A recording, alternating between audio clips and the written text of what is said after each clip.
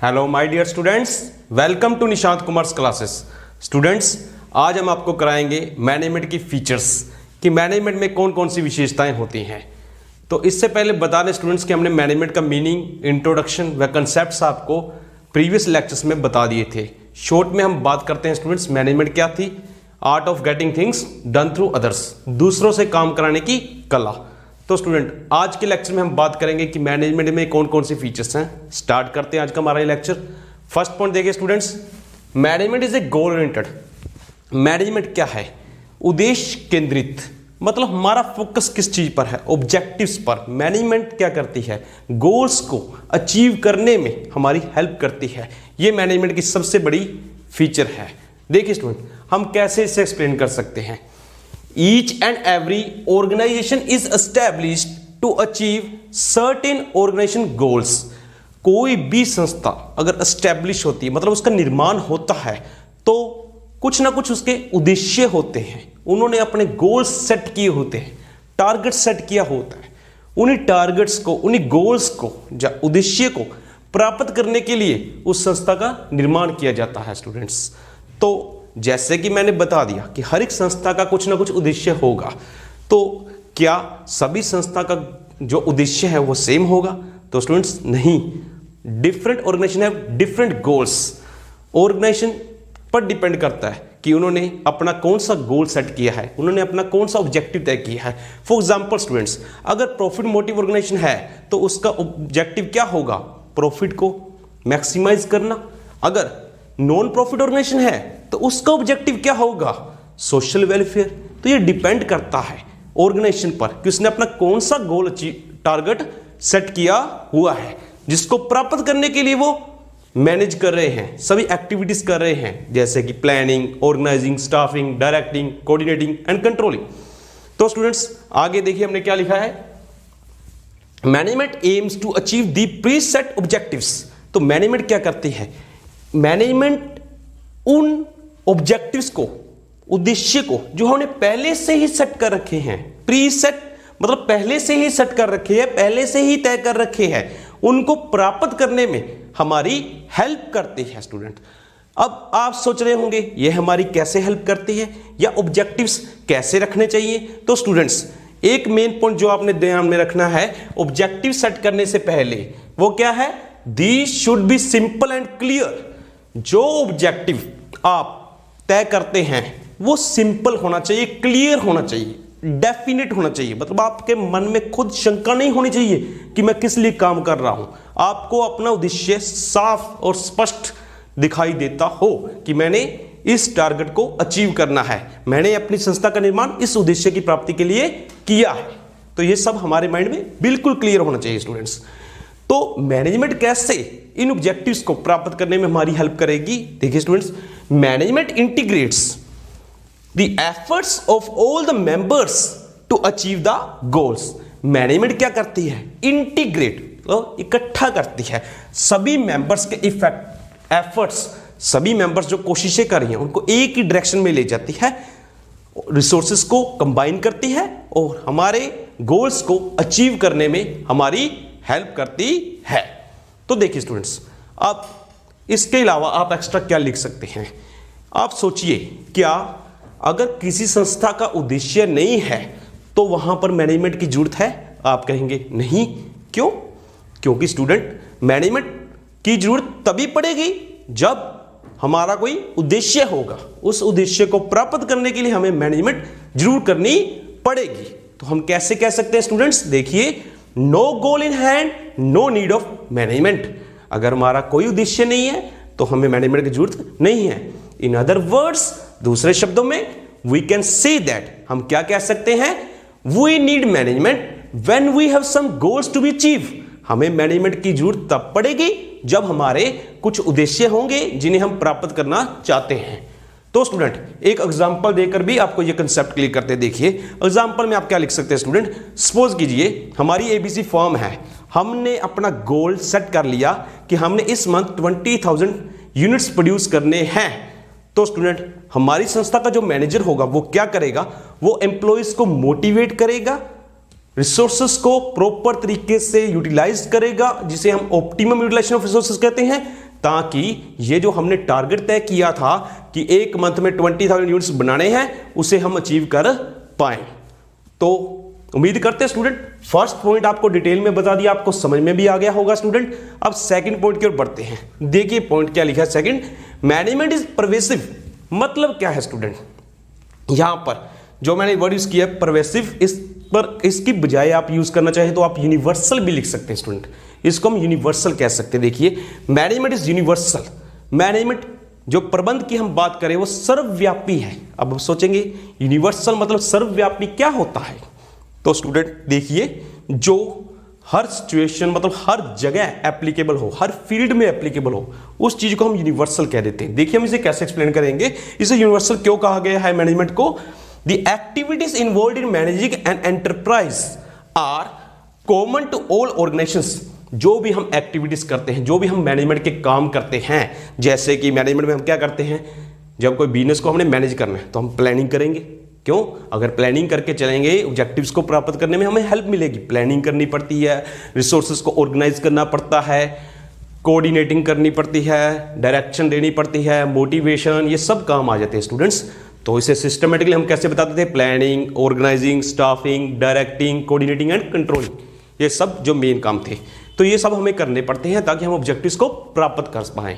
तो स्टूडेंट ये सभी कॉमन है, सभी तरह के ऑर्गेनाइजेशन में लागू होते हैं। अब सोच रहे होंगे सभी तरह के ऑर्गेनाइजेशन मतलब सभी तरह के संगठन कौन कौन से, चाहे वो ऑर्गेनाइजेशन इकोनॉमिक है मतलब प्रॉफिट मोटिव के लिए काम कर रही है, चाहे वो नॉन प्रॉफिट मोटिव के लिए काम कर रही है, चाहे वो सोशल हो गई, चाहे वो पॉलिटिकल, चाहे वो रिलीजियस, चाहे वो कल्चरल, कोई भी ऑर्गेनाइजेशन हो, हर एक ऑर्गेनाइजेशन में मैनेजमेंट की जरूरत पड़ेगी, क्योंकि हर एक ऑर्गेनाइजेशन का कुछ ना कुछ ऑब्जेक्टिव है, जैसे कि हमने पहले आपको बता दिया था।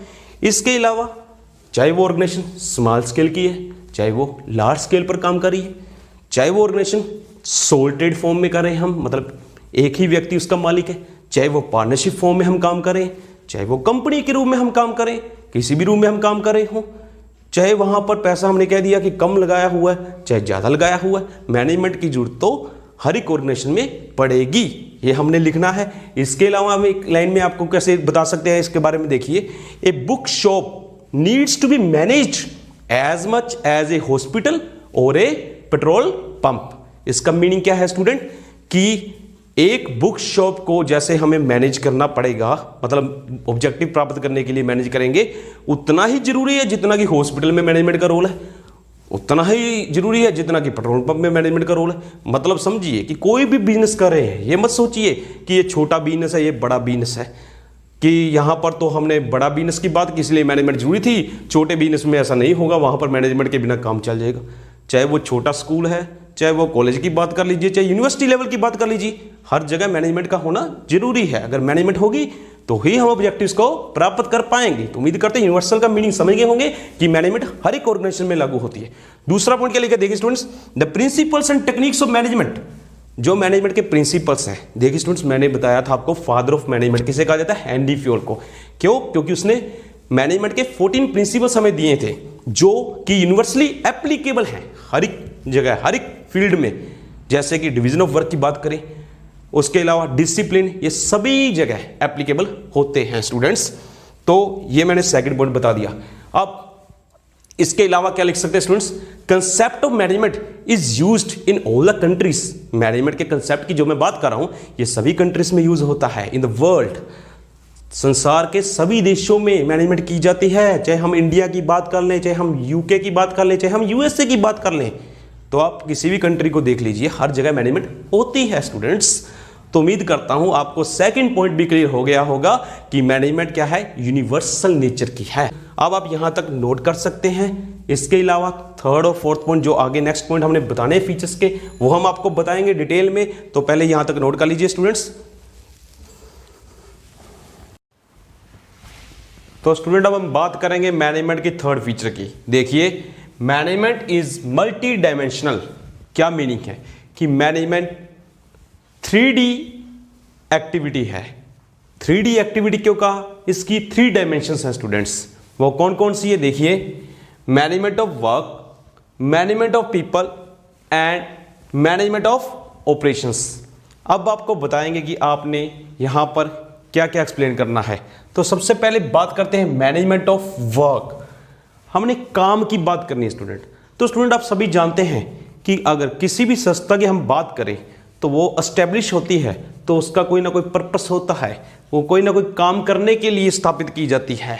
अब काम कौन सा, ये डिपेंड करता है वो संस्था की नेचर पर। तो वर्क और task depends upon the nature of business.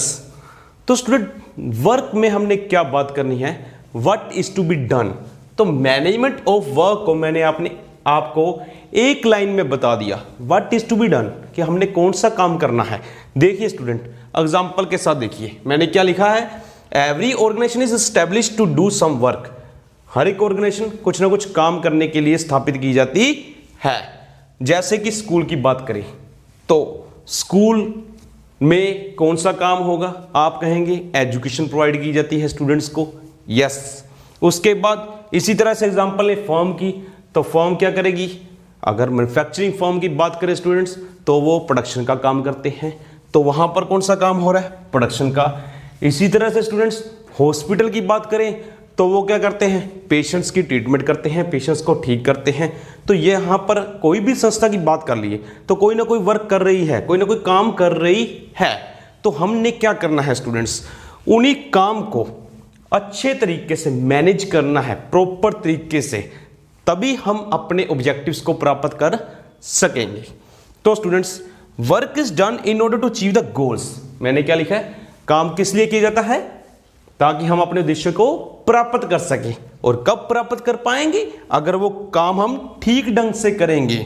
It is possible when there is a proper management of work. तो मैंने क्या लिख दिया, ठीक ढंग से मीनिंग अगर हमने प्रॉपर तरीके से मैनेजमेंट की होगी, किस चीज की, काम की। जो काम हमने करना है उसको हमने प्रॉपर तरीके से मैनेज कर लिया, प्रॉपर प्लान बना लिया, प्रॉपर हमने सोच लिया कि ये हमारा गोल हो गया। तो स्टूडेंट इसे हम कैसे कहेंगे कि मैनेजमेंट हमारी कैसे वर्क के रिगार्डिंग हेल्प करती है, हाउ मैनेजमेंट हेल्प्स। देखिए स्टूडेंट्स मैनेजमेंट क्या करती है, management translates the work into goals and assigns the means to achieve it. It also makes plans to achieve the goals. तो मैंने ये बता दिया कि मैनेजमेंट ऑफ वर्क में आप क्या क्या लिख सकते हैं। तो स्टूडेंट नेक्स्ट पॉइंट देखिए क्या है, मैनेजमेंट ऑफ पीपल। तो स्टूडेंट अभी हमने बात की थी कि कोई भी संस्था का निर्माण किस लिए किया जाता है, कोई ना कोई काम करने के लिए, तभी वो अपने ऑब्जेक्टिव को प्राप्त कर पाएगी। तो काम कौन करता है, आप कहेंगे पीपल, लोग काम करते हैं। तो स्टूडेंट्स मैंने आपको पहले भी बताया था कि दो तरह के रिसोर्सेस होते हैं हमारे पास, पहला फिजिकल रिसोर्स, दूसरा ह्यूमन रिसोर्स। दोनों में कोऑर्डिनेशन बनाकर रखना पड़ता है। अगर मैं कहूँ आपके पास मटेरियल भी है, मनी भी है, मशीन भी है, बट आपके पास मैन नहीं है, मैनेजमेंट नहीं है, तो आप कैसे काम करेंगे। तो मतलब यहाँ पर हमारा वर्क फोर्स के साथ कनेक्शन, हमने वर्क फोर्स की बात करनी है। Work is done by the people. उन पीपल को हम क्या कहते हैं, उन लोगों को हमने क्या कहते हैं, ह्यूमन रिसोर्स। अब ह्यूमन रिसोर्स पर भी फोकस करना बहुत आवश्यक है स्टूडेंट्स। वाई, आप सोच रहे होंगे, इसका लॉजिक ये है कि ह्यूमन रिसोर्स जो है अगर वो ना हो तो बाकी के फिजिकल रिसोर्स अपने आप काम नहीं कर पाएंगे। तो उन्हें काम करने के लिए हम हमेशा ये पढ़ते हैं कि मैनेजमेंट में हम क्या करते हैं, art of getting things done through others, दूसरों से काम करवाना। तो दूसरे कौन है, वो लोग जो मैनेजमेंट करते हैं, जो प्रोडक्शन कर रहे हैं, उन सभी को यहाँ पर मैंने पीपल कहा है, ह्यूमन रिसोर्स की बात की है। तो ये भी 2 डायमेंशन का है। इसका मीनिंग क्या है, इसमें भी हमने 2 चीज़ों पर फोकस करना है स्टूडेंट्स। पहली बात deals with employees as individuals and second point deals with group of people. तो देखिए स्टूडेंट्स एक्चुअल में क्या होता है, जो हम वर्कर से काम ले रहे हैं तो हमने इंडिविजुअली भी वर्कर्स पर फोकस करना है कि उनकी नीड्स क्या हैं, उनकी स्ट्रेंथ क्या है और उसमें क्या वीकनेस है, क्या उन्हें प्रॉपर तरीके से काम करना आ रहा है। अगर नहीं आ रहा तो उन्हें हमें इंस्ट्रक्शन देनी चाहिए दोबारा से। तो ये सब का हमने ध्यान रखना है। सेकंड पॉइंट में क्या बताया, ग्रुप ऑफ पीपल। जैसे वो ग्रुप में काम कर रहे हैं तो क्या उनके ग्रुप में आपस में कोऑपरेशन से काम हो रहा है या नहीं हो रहा। अगर नहीं हो रहा तो इसका रीज़न क्या है, ये फाइंड आउट करेंगे और उन्हें मोटिवेट करेंगे कि आपस में कोऑपरेट करके एक दूसरे के साथ काम करें, ताकि हम अपनी ओवरऑल जो ऑब्जेक्टिव हमने तय किया अपनी संस्था का, उसे हम अचीव कर पाए। तो स्टूडेंट्स देखिए मैंने क्या लिखा है, it is necessary to manage the people so that the work can be completed efficiently. And effectively. यह बहुत जरूरी है कि हमें क्या करना चाहिए, मैनेजमेंट करनी चाहिए। किस चीज की, पीपल। क्यों? क्योंकि अगर हमने ह्यूमन रिसोर्सेज को मैनेज नहीं किया तो भी हम एफिशिएंटली प्रॉपर तरीके से काम नहीं कर पाएंगे। हम तभी ग्रो कर पाएंगे, हम तभी अपने ऑब्जेक्टिव्स को प्राप्त कर पाएंगे अगर हम मैनेजमेंट ऑफ वर्क के साथ साथ मैनेजमेंट ऑफ पीपल भी ध्यान में रखें कि हमने लोगों को भी मैनेज करना है। इसीलिए शायद स्टूडेंट्स आपको नहीं पता कि मैनेजमेंट को हमने 3 पार्ट्स में डिवाइड किया था। देखिए, सोचिए मैंने क्या बताया था स्टार्टिंग में आपको मीनिंग में, manage plus man plus T. 3 word से बना management, manage plus man plus T. मतलब क्या था, मैनेज मैन टैक्टफुली, कि हमने मैन को मैनेज करना है। यहां पर ह्यूमन रिसोर्स की बात आ गई, टैक्टफुली, अच्छे तरीके से। तो थर्ड पॉइंट क्या है स्टूडेंट्स, मैनेजमेंट ऑफ ऑपरेशंस। तो यहां पर हमने किस चीज पर फोकस करना है, ऑपरेशंस की बात की स्टूडेंट्स। तो आप सोच रहे होंगे ऑपरेशंस क्या है। तो स्टूडेंट ऑपरेशन का मीनिंग क्या बताया मैंने, refers to transformation of inputs into desired outputs. Inputs को आपने आउटपुट में कन्वर्ट कर देना है, उसे हम ऑपरेशंस कहते हैं। हर एक बिजनेस में कई तरह के ऑपरेशंस किए जाते हैं। अब आपको एग्जांपल देकर बताते हैं स्टूडेंट्स, उससे पहले आपका मीनिंग क्लियर करें ऑपरेशन का। देखिए मैंने क्या लिखा, इनपुट को हमने आउटपुट में ट्रांसफॉर्म करना है। देखिए स्टूडेंट, अगर हमारी प्रोडक्शन वाली फर्म है, मतलब मैन्युफैक्चरिंग फर्म अगर हमारी है, तो हम क्या करते हैं, सबसे पहले रॉ मटेरियल परचेज करते हैं। रॉ मटेरियल परचेज करके उसे कन्वर्ट कर देते हैं फिनिश गुड्स में। तो उस सारे प्रोसेस को हमने क्या कह दिया, ऑपरेशंस। तो वहां पर कौन कौन से हमने काम किए स्टूडेंट्स, परचेज, रॉ मटेरियल को खरीदा, फिर प्रोडक्शन की, किस लिए, ताकि हम सेल कर सके। इसके अलावा और बहुत सारे ऑपरेशंस करते हैं, जैसे कि अकाउंटिंग, क्योंकि हमने रिकॉर्ड्स मेंटेन करके रखने हैं, रिसर्च का काम करेंगे इनोवेशन के लिए।